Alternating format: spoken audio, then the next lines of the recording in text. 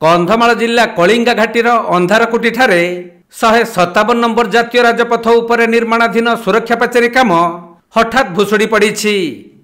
फल रास्ता संकीर्ण हो जाई जानवाहन यातायात करिबारे असुविधा सृष्टि होईछि।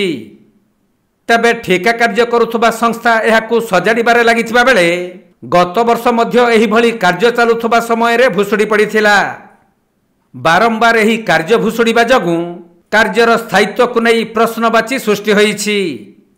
जदि यह संपूर्ण भुशुड़ी पड़े ताहले दक्षिण ओडिशा सहित पश्चिम ओडिशार संयोग संपूर्ण ठप होइजिबो। एही घाटी रास्ता देई बाहर जिल्लारू रायगड़ा, रायपुर, कलाहांडी, राउरकेला और संबलपुर आदि विभिन्न स्थान को बहु यात्रीवाही बस, मालवाही ट्रक, कार और बाइक जा आस करिथाय। कलिंगा घाटी दीर्घ 10 किलोमीटर सीमा रहितबा बेले अंधारकुटी ठारे प्राय 2 वर्ष हेब रास्ता उसार काम चालू रहिछि। कोटी कोटी टंका व्यय निर्मित सुरक्षा पाचेरी कार्य किपरि 2 थर भुशुड़ी पड़िला से नहीं ध्यान देबाकू दाबी होईछि।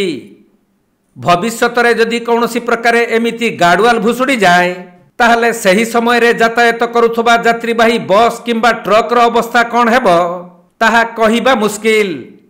तेणु जातीय राजपथ कर्तृपक्ष एवं प्रशासन एही काम प्रति संपूर्ण दृष्टि देबाकू दाबी हेउछि।